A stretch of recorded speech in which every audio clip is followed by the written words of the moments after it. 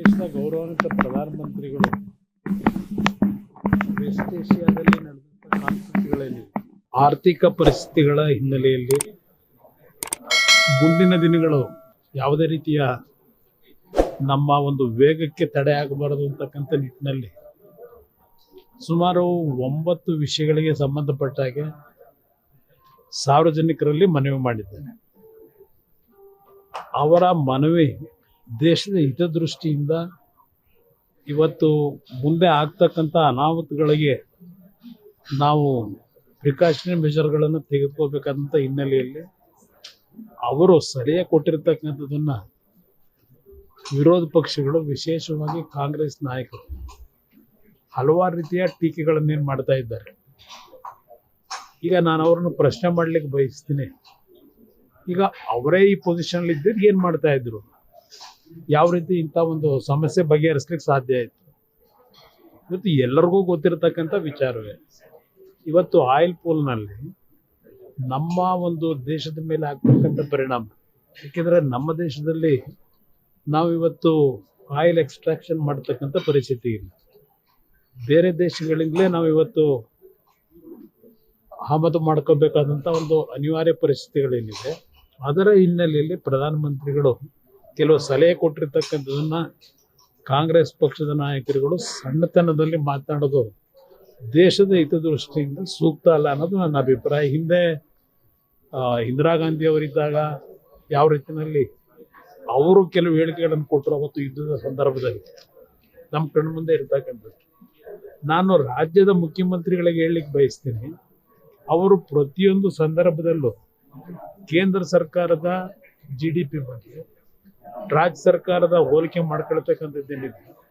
ಕೇಂದ್ರ ಸರ್ಕಾರದ ಜವಾಬ್ದಾರಿ ಇಡೀ ರಾಷ್ಟ್ರದ ಎಲ್ಲ ರಾಜ್ಯಗಳ GDP ಗ್ರೋತ್ ಏನಿದೆ ಅದೆಲ್ಲವನ್ನ ಇವತ್ತು ಕ್ರೋಢೀಕರಿಸಿ ಕೇಂದ್ರ ಸರ್ಕಾರದ ಜವಾಬ್ದಾರಿಗಳೇನಿದೆ ಅದನ್ನು ನಿರ್ವಹಣೆ ಮಾಡ್ತಕ್ಕಂಥದ್ದು ಹೆಚ್ಚಿನ ಜವಾಬ್ದಾರಿ ಕೇಂದ್ರ ಸರ್ಕಾರದ ಮೇಲೆ ಇರ್ತದೆ. ಇವತ್ತು ಕರ್ನಾಟಕದಲ್ಲಿ ತಲಾವಾರು ಆದಾಯದ ಬಗ್ಗೆ ಏನು ಹೇಳ್ತಾರೆ ಮುಖ್ಯಮಂತ್ರಿಗಳು, ತಲಾವಾರು ಆದಾಯದಲ್ಲಿ ನಾವು ಮುಂದಿರ್ತಕ್ಕಂಥದ್ದು ತಲಾವಾರು ಆದಾಯದ ಮೇಲೆ ಚರ್ಚೆ ಮಾಡಲಿಕ್ಕಾಗಲ್ಲ. ಇವತ್ತು ಉತ್ತರ ಕರ್ನಾಟಕ ಭಾಗದಲ್ಲಿ, ವಿಶೇಷವಾಗಿ ಕಲ್ಯಾಣ ಕರ್ನಾಟಕ ಯಾವ ಪರಿಸ್ಥಿತಿಯಲ್ಲಿ ಜನ ಇದ್ದಾರೆ. ಇವತ್ತು ದೇಶದಲ್ಲಿ ಒಂದೊಂದು ರಾಜ್ಯದಲ್ಲಿ ಒಂದೊಂದು ರೀತಿಯಲ್ಲಿ ಇವತ್ತು ಬೆಳವಣಿಗೆಗಳಿದೆ. ಹಲವಾರು ರಾಜ್ಯಗಳು ಯಾವ ಒಂದು ಆರ್ಥಿಕವಾಗಿ ಹಿಂದುಳಿದಿರ್ತಕ್ಕಂಥ ಒಂದು ಸನ್ನಿವೇಶದಲ್ಲಿ ಇವತ್ತು ಅಲ್ಲಿ ಹೆಚ್ಚಿನ ಜವಾಬ್ದಾರಿಯನ್ನು ಕೇಂದ್ರ ಸರ್ಕಾರ ನಿರ್ವಹಣೆ ಮಾಡಬೇಕಾಗಿದೆ. ರಾಜ್ಯ ಸರ್ಕಾರ ಪ್ರತಿಯೊಂದು ಸಂದರ್ಭದಲ್ಲಿ ಕೇಂದ್ರ ಸರ್ಕಾರದ ಬಗ್ಗೆ ಟೀಕೆಯನ್ನು ಮಾಡ್ತಾರೆ. ನೀವು ನಿಮ್ಮ ಜವಾಬ್ದಾರಿ ನಿರ್ವಹಣೆ ಮಾಡಬೇಕಾದ್ರೆ ಇವತ್ತು ಬೆಂಗಳೂರು ನಗರಕ್ಕೆ ನಾವು ಹೋಲಿಕೆ ಮಾಡ್ಕೊಂಡು ಕರ್ನಾಟಕದಲ್ಲಿ ಇರ್ತಕ್ಕಂಥ ಹಲವಾರು ಪ್ರದೇಶಗಳು ಹಿಂದುಳಿದಿರ್ತಕ್ಕಂಥದ್ದು ಏನಿದೆ ಅದನ್ನು ಮರೀತಕ್ಕಂಥದ್ದು, ಅದನ್ನು ಮರೆಮಾಚ್ತಕ್ಕಂಥದ್ದು ಎಷ್ಟು ಸರಿ ಅಂತಕ್ಕಂಥ ಮುಖ್ಯಮಂತ್ರಿಗಳು ಅರ್ಥ ಮಾಡ್ಕೋಬೇಕಾಗ್ತದೆ. ಕಾಂಗ್ರೆಸ್ ನಾಯಕರು ಆರೋಪವನ್ನು ಮಾಡ್ತಿದ್ದಾರೆ. ಮೋದಿ ಅವರು ಹೇಳಿರೋದನ್ನ ನೀವು ಫಾಲೋ ಮಾಡ್ತೀರಾ? ಬಿಜೆಪಿ ನಾಯಕರು, JDS ನಾಯಕರು ಬಸ್ ಒಂದು ನಿಮಿಷ, ನಾವು ಒಬ್ಬರು ಫಾಲೋ ಮಾಡೋದಲ್ಲ, ಎಲ್ಲರ ಜವಾಬ್ದಾರಿ ಇದೆ. ದೇಶದ ಹಿತದೃಷ್ಟಿ ಬಂದಾಗ ಎಲ್ಲ ಪಕ್ಷಗಳು, ಎಲ್ಲ ಸರ್ಕಾರಗಳ ಜವಾಬ್ದಾರಿ ಇದೆ. ಅಲ್ಲಿ ಒಬ್ಬರ ಜವಾಬ್ದಾರಿಯಿಂದ ಇದನ್ನೆಲ್ಲ ಸರಿಪಡಿಸ್ಲಿಕ್ಕೆ ಆಗೋದಿಲ್ಲ.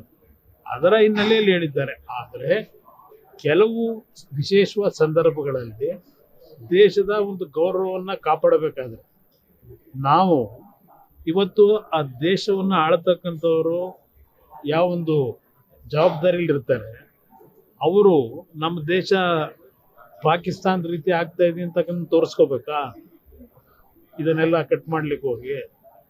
ಆದರೆ ಇವತ್ತು ಆ ಸ್ಥಾನದಲ್ಲಿ ಕೆಲಸ ಮಾಡತಕ್ಕಂಥವ್ರಿಗೆ ಅವರವ್ರದೇ ಆದಂಥ ಒಂದು ಪ್ರೋಟೋಕಾಲ್ಗಳಿರುತ್ತೆ.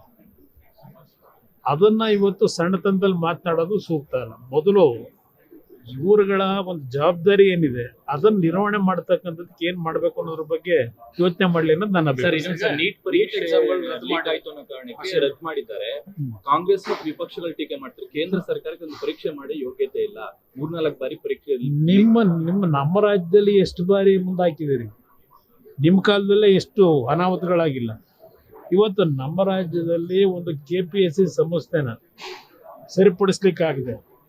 ಯಾವ ರೀತಿಯಲ್ಲಿ ಆ ಸಂಸ್ಥೆ ಬಗ್ಗೆ ಇವತ್ತು ಜನಗಳು ಮಾತನಾಡ್ತಾರೆ.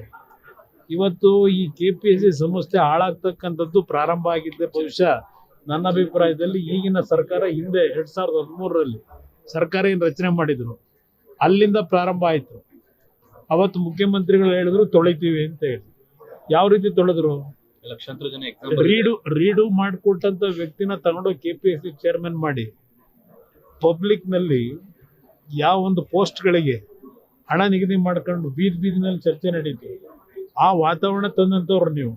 ನಿಮಗೆ ಇವತ್ತು ಎಕ್ಸಾಮ್ಗಳಲ್ಲಿ ಇವತ್ತೇನು ರಾಜಸ್ಥಾನದಲ್ಲಿ ನನಗೂ ಅರ್ಥವಾಗ್ತದೆ, ರಾಜಸ್ಥಾನದಲ್ಲಿ ನೀಟ್ ಎಕ್ಸಾಮ್ ಬರೀತಕ್ಕಂಥ ಸಂದರ್ಭದಲ್ಲಿ ಸುಮಾರು 150ಕ್ಕೂ ಹೆಚ್ಚಿನ ಒಂದು ಪ್ರಶ್ನೆಗಳಿಗೆ ಏನೊಂದು ಹೊರಗಡೆ ಲೀಕ್ ಆಗಿದೆ. ಅದು ಇವತ್ತು ಚರ್ಚೆಗೇನು ಪ್ರಾರಂಭ ಆಗಿದೆ. ಹೌದು, ಒಂದೊಂದು ಬಾರಿ ಯಾರೋ ಮಾಡೋ ತಪ್ಪಿಗೆ ಸಂಪೂರ್ಣವಾದ ತಪ್ಪನ್ನ ಸರ್ಕಾರದ ಮೇಲೆ ವಹಿಸ್ಲಿಕ್ಕೆ ಆಗೋದಿಲ್ಲ. ನಮ್ಮ ರಾಜ್ಯದಲ್ಲಿ ಹಲವಾರು ಬಾರಿ ಈ ರೀತಿಯ ಸಮಸ್ಯೆಗಳು ಉದ್ಭವ ಆಗಿರತಕ್ಕಂಥದ್ದು ಇವ್ರ ಸರ್ಕಾರದಲ್ಲೂ ನಡೆದಿರತಕ್ಕಂಥದ್ದು ಇದೆ. ಅದರಿಂದ ಇವ್ರಿಗೆ ಯಾವ ನೈತಿಕತೆ ಇದೆ ಚರ್ಚೆ ಮಾಡ್ಲಿಕ್ಕೆ ಅನ್ನೋದು ಕೇಳಲಿಕ್ಕೆ ಬಯಸ್ತೀನಿ. ಬಗ್ಗೆ ಈಗಾಗಲೇ ಹಲವಾರು ರೀತಿಯಲ್ಲಿ ತನಿಖೆಗಳು ಪ್ರಾರಂಭ ಮಾಡಿದ್ದಾರೆ.